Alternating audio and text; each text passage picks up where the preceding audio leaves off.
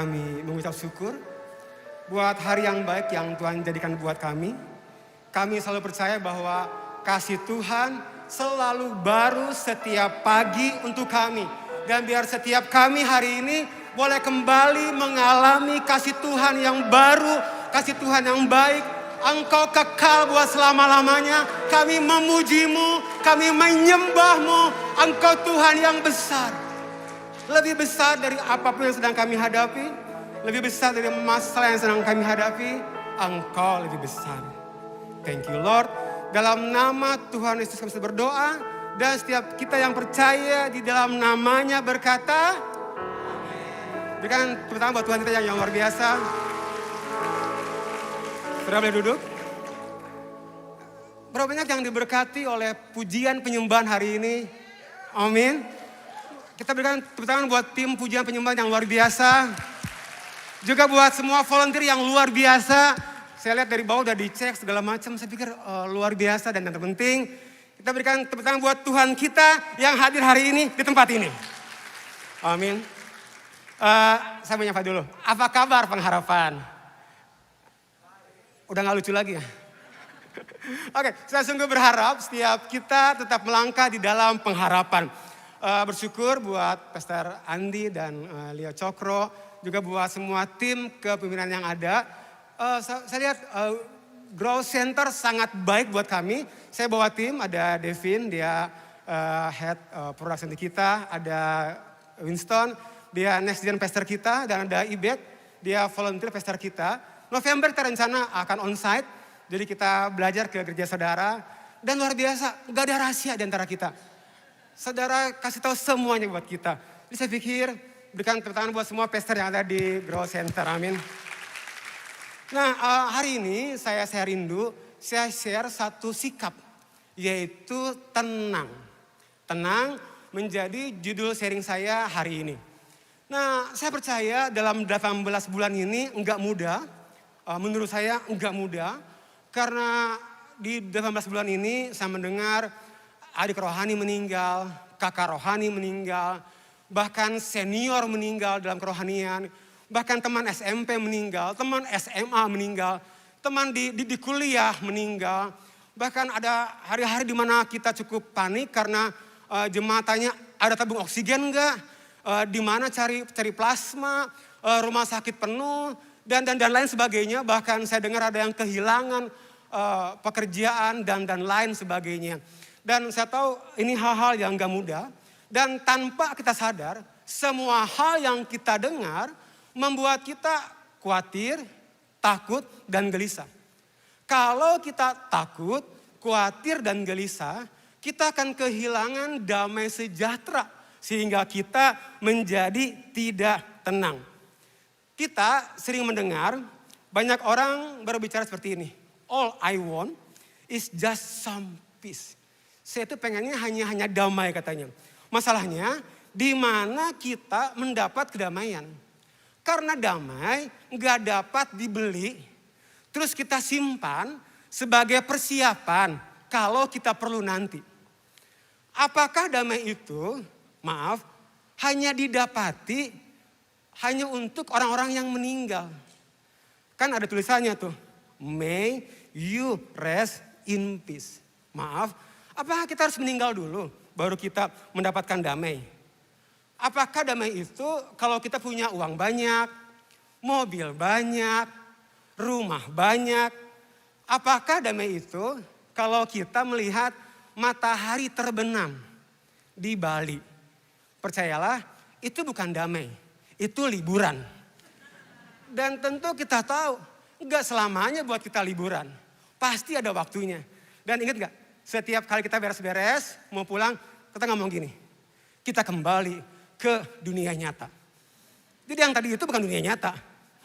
Nah, saya suka sebuah gambaran damai yang digambar oleh Jack E. Dawson tentang peace in the midst of the storm. Nah, saya suka gambaran ini karena gambarannya begitu abstrak banget. Batu karang yang dihempas badai, ombak, ada petir. Tapi kalau kita zoom lebih dekat, ada seekor burung yang sedang beristirahat dengan tenang. Inilah gambaran damai sejahtera. Tetap tenang sekalipun kondisi di luar ada badai. Apakah itu damai? Damai adalah keadaan di mana kita dapat bertemu dengan tenang. Damai sejahtera bukan sebuah keadaan yang nyaman-nyaman tanpa masalah. Damai sejahtera muncul bukan karena rasa nyaman. Tapi damai sejahtera muncul karena rasa aman. Bahwa kita tahu di dalam kehidupan kita ada Tuhan Yesus. Dan Tuhan Yesus adalah sumber damai sejahtera kita. Katakan amin. Damai sejahtera muncul bukan karena rasa nyaman. Tapi karena rasa aman. Mari kita baca firman Tuhan. Markus 4 ayat yang ke-35 sampai yang ke-41. Judul perikopnya adalah angin ribut diredakan. Pada hari itu, waktu hari sudah petang, Yesus berkata kepada mereka, marilah kita bertolak ke seberang. Mereka meninggalkan orang banyak itu, lalu bertolak dan membawa Yesus beserta dengan mereka dalam perahu. Di mana Yesus telah duduk. Dan perahu-perahu lain juga menyertai dia. Lalu mengamuklah tofan yang sangat dahsyat dan ombak menyembur masuk ke dalam perahu. Sehingga perahu itu mulai penuh dengan air. Petang itu Tuhan Yesus dan murid-muridnya ada di Danau Galilea. Di atas perahu. Dan tiba-tiba ada taufan yang sangat dahsyat.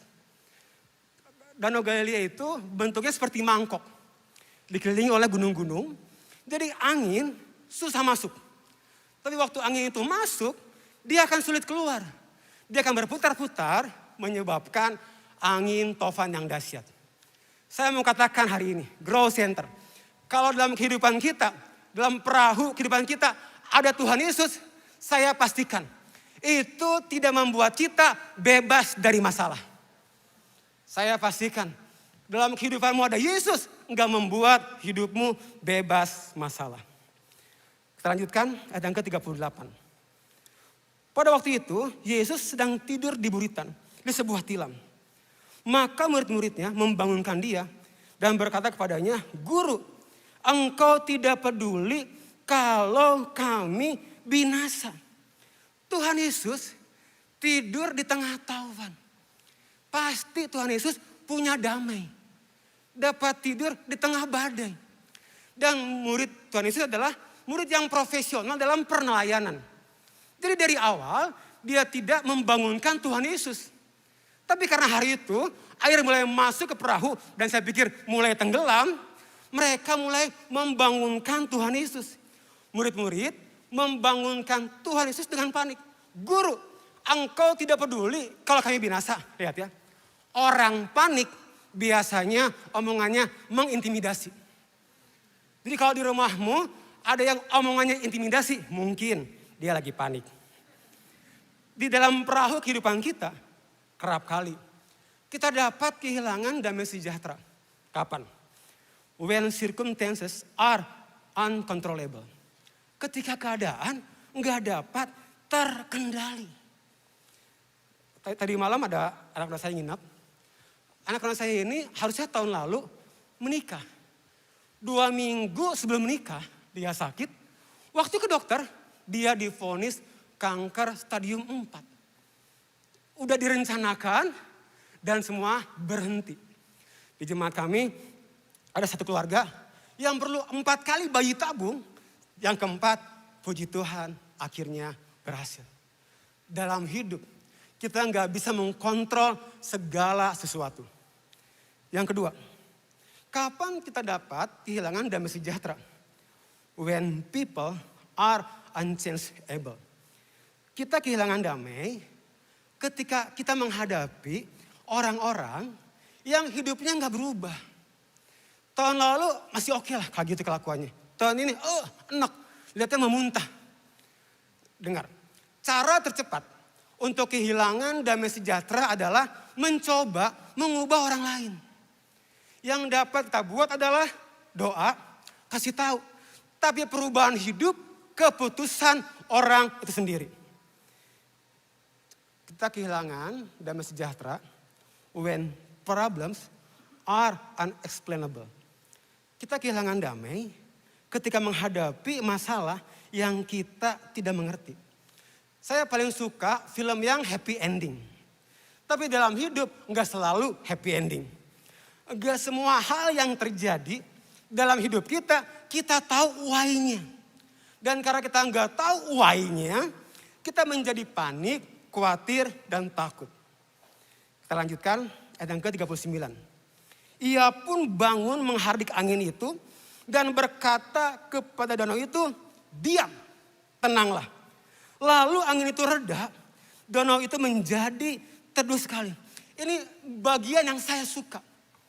Di ayat ini Tuhan kita menunjukkan siapa dia. Dia adalah Jehovah Shalom. I am the God of peace.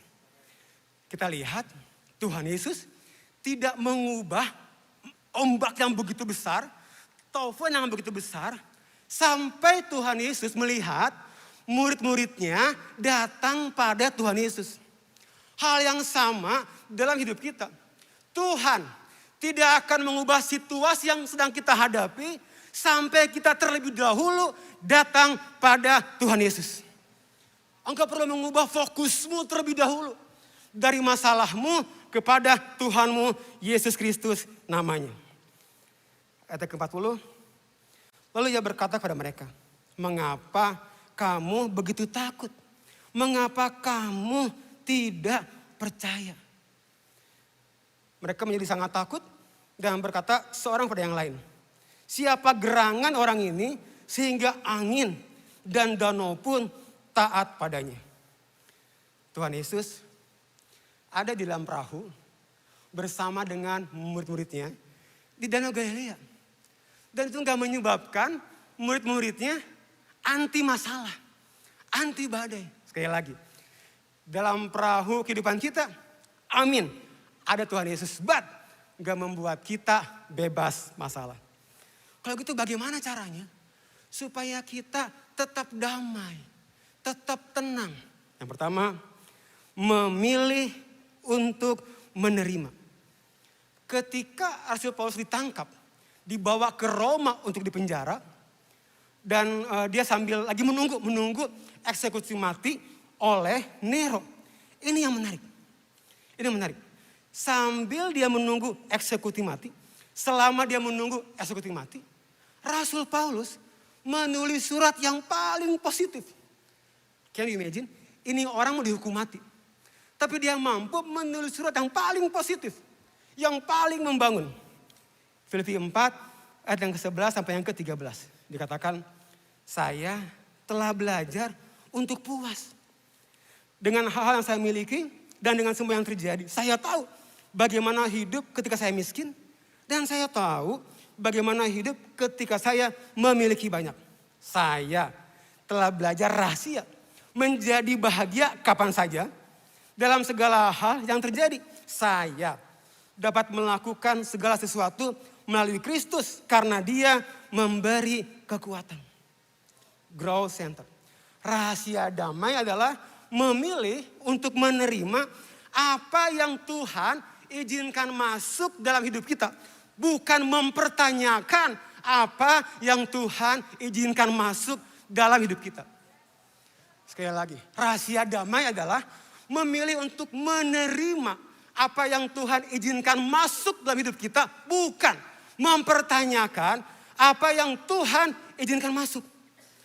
Mengapa memilih menerima begitu sulit? Karena kita selalu menuntut penjelasan. Kenapa Tuhan? Kenapa Tuhan? Kenapa keluarga saya Tuhan? Kenapa bisnis saya Tuhan? Kenapa Tuhan? Saya pikir sekalipun Tuhan memberikan penjelasan pada kita, kemungkinan kita gak mengerti. Karena firman Tuhan katakan di Yesaya 55 ayat ke-9, setinggi langit di atas bumi, setinggi itulah pikiranku di atas pikiranmu dan jalan-jalanku di atas jalanmu. Jadi kalau hari ini yang sedang menuntut penjelasan, saya mau bilang, mungkin kita nggak ngerti. Dalam hidup manusia, kita perlu belajar menerima dan mempersiapkan dua hal ini. Kita pasti akan kehilangan sesuatu. Yang kedua, kita pasti akan kehilangan seseorang. Belajar menerima untuk apa yang kita nggak dapat ubah. Bahwa itu pada Tuhan dan percaya. Tuhan, saya nggak mengerti, tapi I trust you. Dan saya percaya peace will come to you. Yang kedua adalah memilih untuk percaya. Hanya orang yang punya damai sejahtera dapat tidur di tengah masalah. Saya punya kebiasaan susah tidur. Setelah menikah, saya semakin susah tidur. Apalagi setelah jadi pastor, semakin susah tidur. Sekarang tidur jam 3 pagi, jam 2 pagi. Istri udah berfatwa, tidur cepat, gak bisa juga. Sampai satu kali saya pelayanan keluar, ada obat. Obat ini saya minum dan berhasil. Tapi setelah obat ini habis, saya kembali gak dapat tidur lagi. Kenapa? Karena setiap kali saya memejamkan mata, pikiran saya jalan. Itu orang kok kelakuannya gak berubah ya? Kok orang itu ngerjainnya lama ya? Bikin apa lagi ya? Gimana ya supaya jemaat 10.000? Apalagi ya? Mikir banyak hal. Jadi saya gak pernah dapat tidur. Sampai akhirnya saya mengerti. Saya itu mencoba mengkontrol segala sesuatu. Saya mengkhawatirkan segala sesuatu. Tanpa saya sadar, saya itu mencoba jadi Tuhan. So no wonder, saya baru tidur jam 3 pagi. Mazmur 103 ayat ke-19. Tuhan memerintah di sorga. Ia raja yang berkuasa atas segala-galanya. Ketika saya percaya, dia Tuhan yang berkuasa atas segala-galanya. Itu mengangkat kekhawatiran saya. Terus saya mikir, siapa saya? Coba kontrol segala sesuatu. Saya nggak bisa. Dan sekarang, saya tuh tidur paling cepat jam 10, jam 11.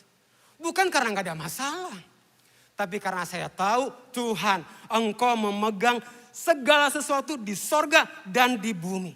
Dan saya percaya, gak ada rencana Tuhan yang gagal. Yesaya 26 ayat ketiga. Tuhan, Engkau memberi damai sejahtera. Wow. Kepada orang yang teguh hatinya sebab ia percaya kepadamu. Growth Center. Tetap teguh percaya pada Tuhan dengan segenap hatimu.